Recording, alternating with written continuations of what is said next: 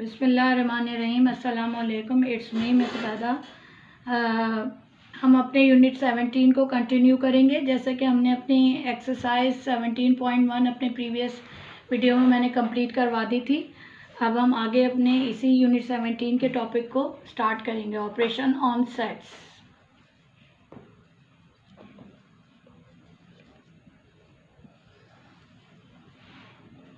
यानी सेट्स पे जो डिफरेंट ऑपरेशंस हम अप्लाई करके सवालात को सॉल्व करते हैं।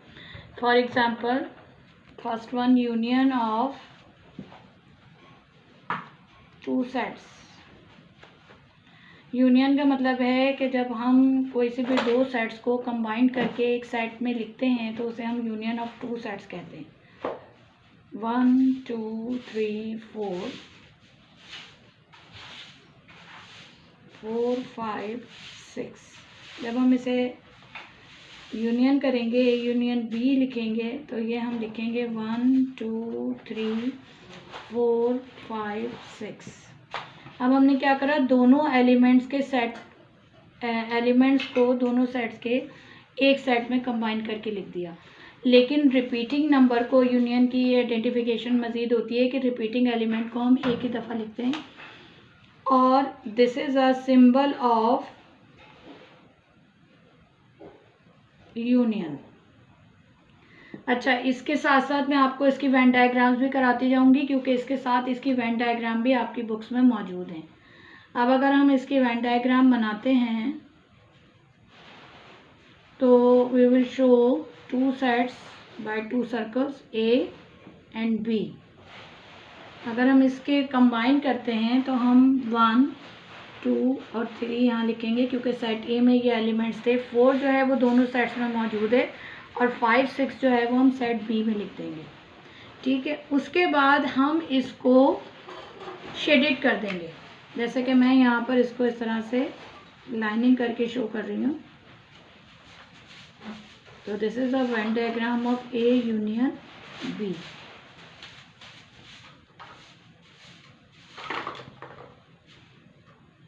आप इसको जो है पेंसिल कलर यूज़ करें, और पेंसिल कलर से जो है आप इसको कलर कर दें। होता ये है कि यूनियन में हम चूँकि दो सेट्स को कंबाइन करके एक ही सेट्स में लिख रहे होते हैं, तो इसलिए हम दोनों सेट्स को जो है ना शेडेड कर रहे होते हैं एक ही कलर से। ये हो गया आपका Venn diagram.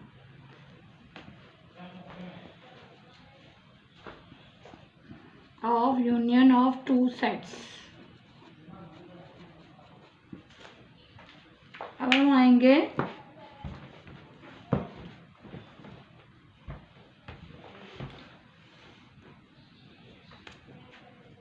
Intersection of two sets.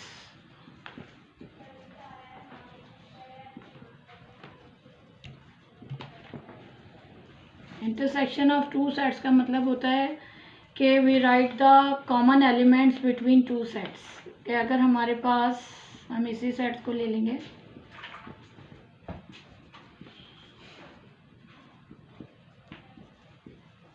यहाँ पर हमारे पास 4 कॉमन है इन दो सेट्स में, तो हम लिखेंगे A intersection B is equal to 4।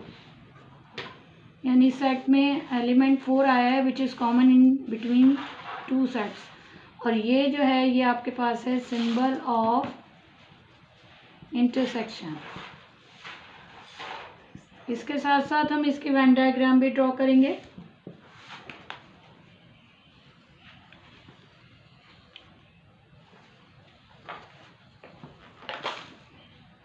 Venn diagram को हम 2 सर्कल से शो करेंगे, और वही हम लिखेंगे 1 2 3, ये 4 और ये 5 6। लेकिन अब इंटरसेक्शन में हम जो कॉमन पार्ट है इसका, उसको हम शेडेड कर देंगे।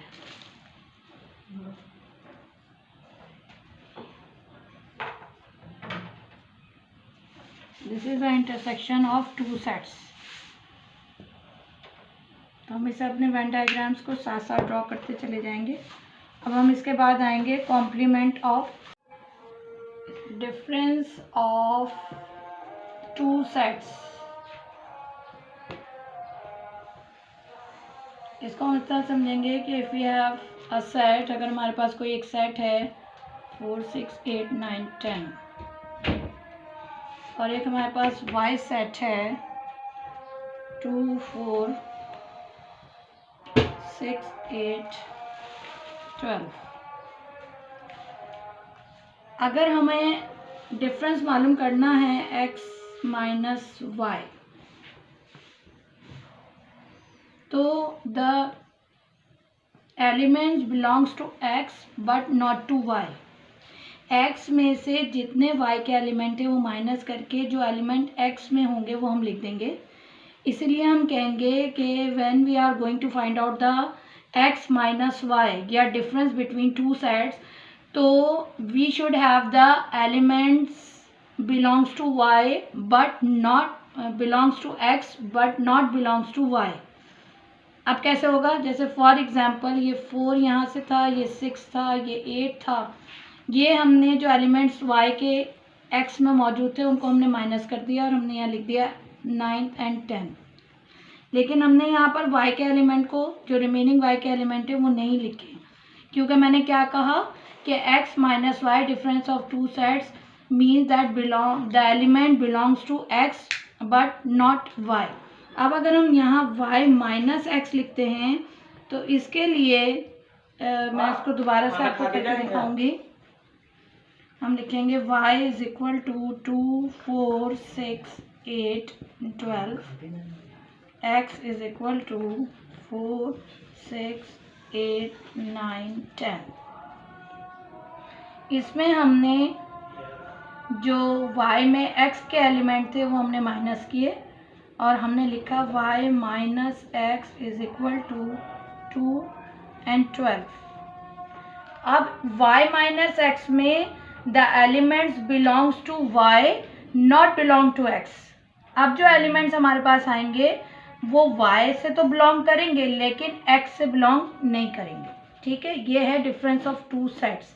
अच्छा, मैं आपको इसको इन टेबुलर फॉर्म लिख के भी दिखाती हूँ कि x such that x belongs to x, यानी x के बिलोंग्स करेगा x के ही एलिमेंट से, and x not belong to y।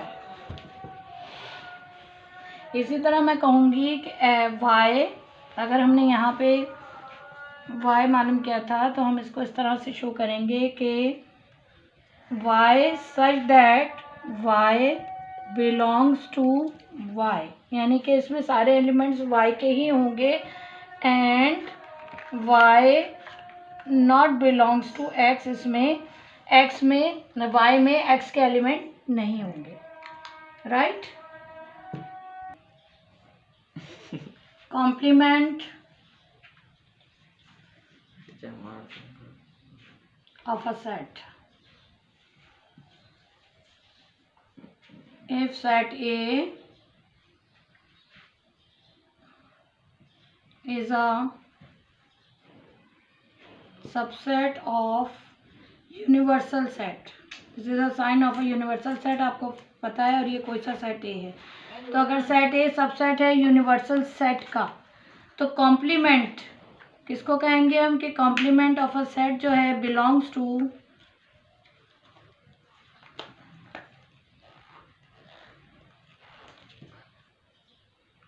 is the set of which all elements belongs to universal set. All elements belongs to universal set, not belongs to set A। कैसे, क्या मतलब हुआ इसका कि अगर हमारे पास कोई एक यूनिवर्सल सेट है,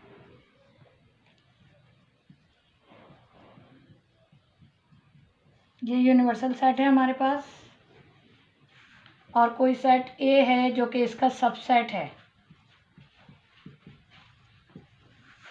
अब अगर यूनिवर्सल सेट में से आप सेट ए के एलिमेंट्स को माइनस कर देते हैं और आप यहाँ पर लिखते हैं जो रिमेनिंग एलिमेंट्स हैं सेट के, यूनिवर्सल सेट के 2, अच्छा यहाँ से ये 4 माइनस होगा, 5 6 माइनस होगा, तो हमारे पास आएगा 2 3। तो ये हमारा होगा complement of a set, complement of set A, जिसके एलिमेंट जो हैं वो बिलोंग्स करते हैं यूनिवर्सल सेट से, नॉट बिलोंग्स टू ए। अब ए के एलिमेंट्स इसमें नहीं है, इसमें सिर्फ यूनिवर्सल सेट के एलिमेंट हैं, और ये कॉम्प्लीमेंट ऑफ सेट ए कहलाएगा, और इसको आप शो कहेंगे A complement. This is the symbol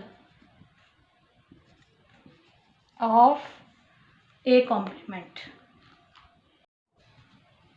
complement of a set, इसको हम इस तरह समझेंगे कि अगर आपके पास एक यूनिवर्सल सेट है और इसके साथ आपको कोई भी सेट, ऐसा सेट दिया हुआ है जो इसका सबसेट है, तो यूनिवर्सल सेट में से गिवन सेट के एलिमेंट्स को माइनस करके जो एलिमेंट्स आपके पास यूनिवर्सल सेट में आते हैं वो आपका कहलाते हैं ए कॉम्प्लीमेंट। फॉर एग्जांपल अगर हम इसमें से गिवन सेट के एलिमेंट्स को माइनस कर दें तो हमारे पास बढ़ता है 2 3 4। ठीक है, तो ये जो है ए कॉम्प्लीमेंट कहलाएगा, और इसको आप सिंबॉलिकली ए कॉम्प्लीमेंट ऐसे शो करते हैं। These are the symbol of, you can write it in this form और इन दिस फॉर्म। ये है सिंबल ए कॉम्प्लीमेंट का, और ये ए कॉम्प्लीमेंट कहलाएगा। यानी इसकी डेफिनेशन ये होती है ए कॉम्प्लीमेंट की कि x is a set that x belongs to universal set and x not belongs to set A। यानी यूनिवर्सल सेट में से ए के एलिमेंट्स निकलने के बाद जो यूनिवर्सल सेट के एलिमेंट्स होंगे वो ए कॉम्प्लीमेंट कहलाएंगे, नॉट वो नहीं कहलाएंगे जो कि सेट ए में होंगे, क्योंकि उनको हम उसमें से माइनस करके जो यूनिवर्सल सेट में बचेगा वो ए कॉम्प्लीमेंट कहलाएगा।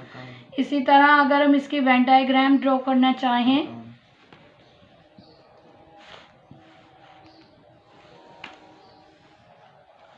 तो ये जो बॉक्स है ये शो करेगा यूनिवर्सल सेट को। ठीक है, और इसके अंदर जो ये सर्कल है ये शो करेगा सेट ए के एलिमेंट्स को। अब सेट ए में हमारे पास एलिमेंट्स हैं 1 5 एंड 6, जबकि यूनिवर्सल सेट में ये पोर्शन जो है वो हमारा किसको शो कर रहा है, ए कॉम्प्लीमेंट को। तो यहाँ पर हमारे पास क्या बचा, 1 5 6 के बाद हमारे पास बचा 2 3 4। ये जो हमारे पास है ये सेट ए है, इसको मैं यहाँ लिख देती हूँ कंफ्यूज ना हो ताकि। और ये जो है यूनिवर्सल सेट में जो हमारे एलिमेंट्स बाकी रह जाएंगे वो हमारा कहलाएंगे ए कॉम्प्लीमेंट, और हम इसी पोर्शन को शेडेड भी करेंगे। तो ये हो गई हमारी diagram, Venn diagram complement of a set. Set कोई भी दिया जा सकता है, set A, set B, set C, कोई भी नाम दिया जा सकता है सेट को।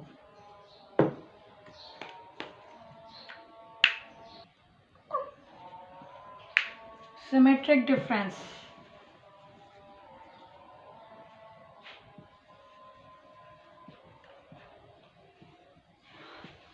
सिमेट्रिक डिफरेंस क्या होता है ऑफ सेट्स।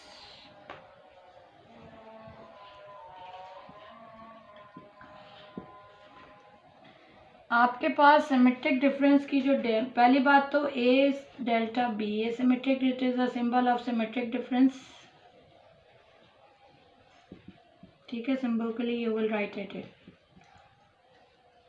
अच्छा जी, उसके बाद आप अगर हम कहते हैं कि x such that x belongs to A union B, मैं आपको उसका मतलब समझाती हूँ, and x not belong to A intersection B. यानी जब आप सिमेट्रिक डिफरेंस लिखते हैं तो कोई से दो सेट्स के दरमियान कॉमन नहीं लेते, क्योंकि आपको पता है ए इंटरसेक्शन बी जो है दो सेट्स के दरमियान जो कॉमन एलिमेंट होता है उन्हें हम शो करते हैं। ए यूनियन बी में हम दो जो सेट्स होते हैं उनको कंबाइन करके एक सेट्स में लिख देते हैं जिसमें रिपीटिंग एलिमेंट हम नहीं लिखते। ये तो हो गया यूनियन बी इंटरसेक्शन बी। लेकिन जब आप सिमेट्रिक डिफरेंस लिखते हैं तो उसमें आप अनकॉमन लिखते हैं, दो सेट्स के दरमियान में कॉमन नहीं लिखते। अब फॉर एग्जांपल अगर हमारे पास a इज इक्वल टू 1 3 5 7 9 है और b हमारे पास है 5 8 9 10, तो जब आप a सिमेट्रिक डिफरेंस b पढ़ते हैं इसको, तो आप कहते हैं a union b minus a intersection b। आमतौर पे ये प्रूफ करने के लिए आता है पेपर में।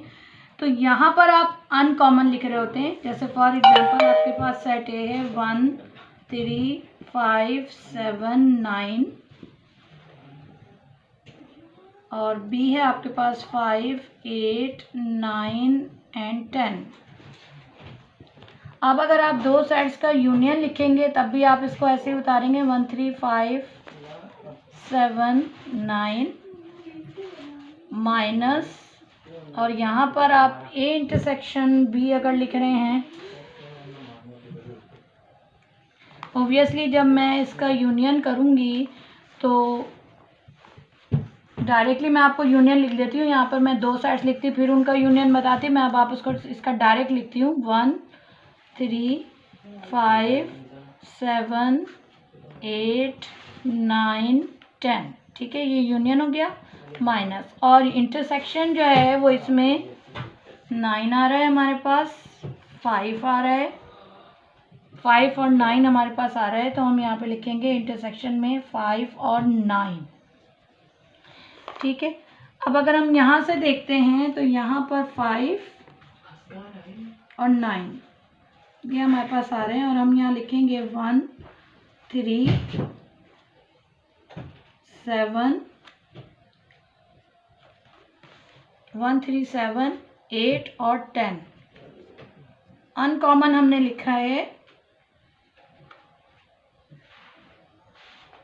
1 3 7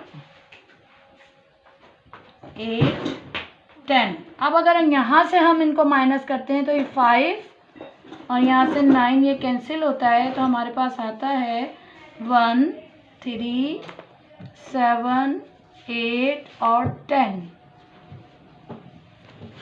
आप देख सकते हैं दोनों साइड हमारे पास इक्वल आए। यहाँ पर हमने अनकॉमन लिखा और यहाँ पर हमने यूनियन में से इंटरसेक्शन को माइनस कर दिया। तो जो ए सिमेट्रिक डिफरेंस जो सिमेट्रिक डिफरेंस है टू सेट्स का, उसकी डेफिनेशन है x belongs to A union B and x not belong to A intersection B. क्योंकि जो कॉमन है वो नहीं लिखे जाते, बल्कि जो अनकॉमन होते हैं वो लिखे जाते हैं सिमेट्रिक डिफरेंस में। अब हम बात करेंगे disjoint sets.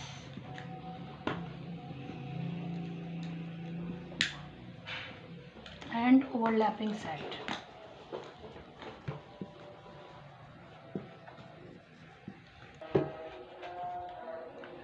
Now disjoint sets and overlapping set.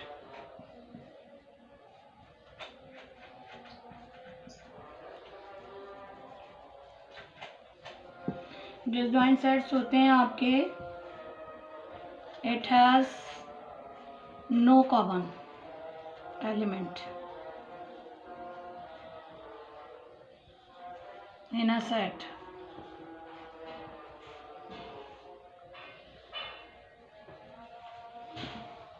Two sets, इसको हम ऐसे भी लिखते हैं A intersection B is equal to empty set. क्यों?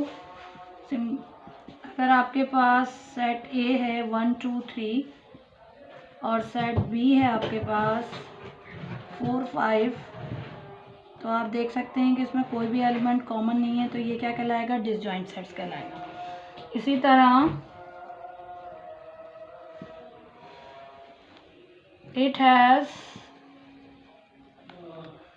at least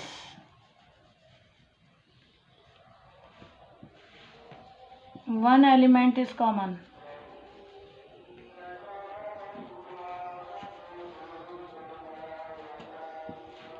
इसको हम इस तरह से लिखते हैं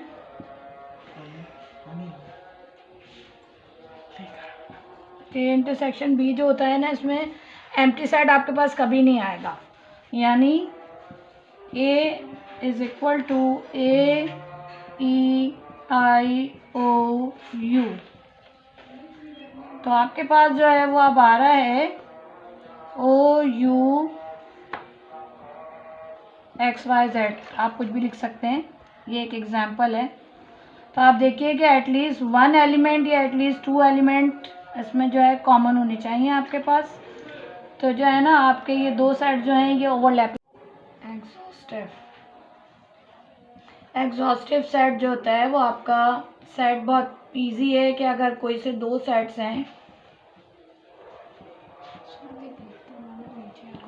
सेट्स हैं, उनको आप यूनियन लिखते हैं तो ऑब्वियसली वो यूनिवर्सल सेट के बराबर होता है।